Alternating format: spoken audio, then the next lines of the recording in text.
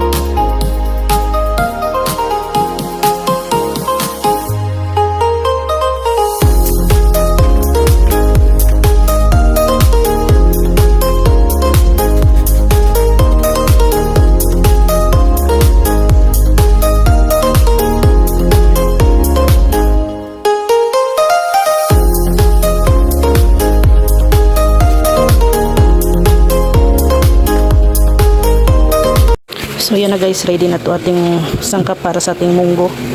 I-check na lang po natin kung okay na ba itong ating munggo. Ayan, pinakulo-kulo na rin.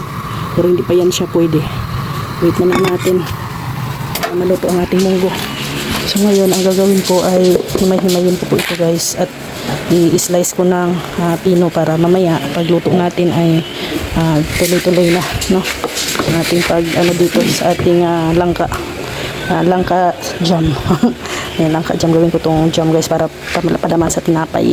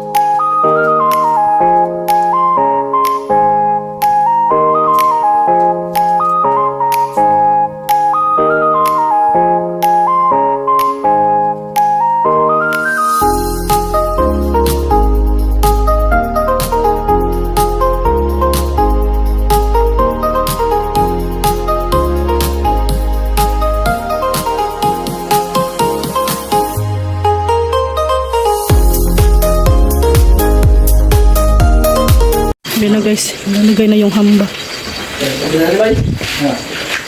Ganyan pala yan. Kaya pala maraming pako.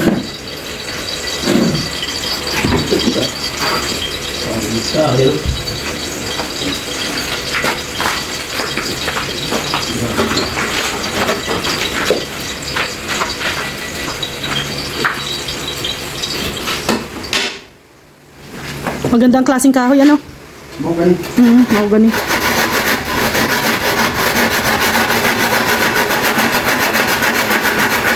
Ano na siya, matanda na nakahoy. Matanda na nakahoy. Ha?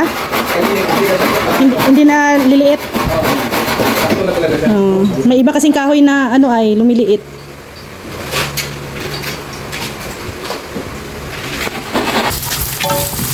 Hayaan na natin. Isa na natin yung ating mga ricado. At sana umabot pa to ating gasol at medyo paubos na din pala.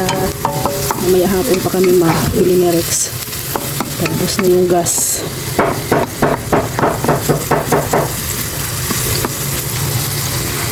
Lagyan na din natin yung karne. Bibisahin na natin.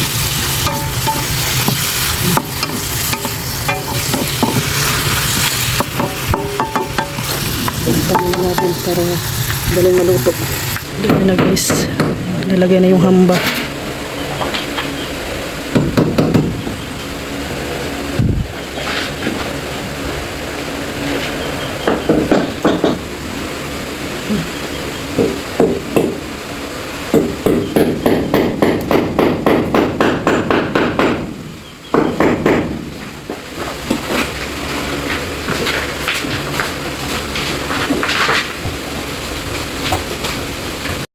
So ayan na guys, hindi na nakaabot yung ating gasol, naubos na.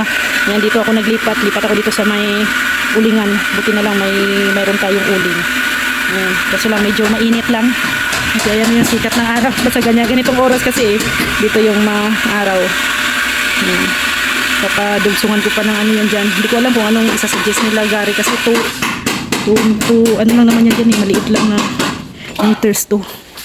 Yan, pag ano dito, pag idadagdagan ko to, kunting ano na lang to yan kung anong i-cover natin dyan. Hindi masyadong mainit. Yan. Ito din ang problema sa ating dirty kitchen. Pero pag tumaas na yung bahay ni Ate Ethel, siguro maano na din, sangga-sangga na yung init. Yan, sa ngayon ay medyo mainit pa talaga siya dyan. So yan, ano na lang naman to kukuluan na lang man. Ayan, yan, makulo-kulo naman na. Lalagyan ko pa yan ng malunggay. So, yan lang muna yung ating ulam sa ngayon. Kuhaan mo ako ng malunggay. Malunggay. Sagol ko doon sa sa munggo. Yan guys. Yung ating hamba. Sunod pinto na. May pinto na din tayo dyan. Pag tumigas na yung hamba, lalagyan na din yung pinto. And Gar, ilang araw yan Gar bago makabit ang pinto? Ano pa ito? Wibis? Sa Wibis. Ano ngayon, Martes? Oo. Martes, Merkulis. 2 araw?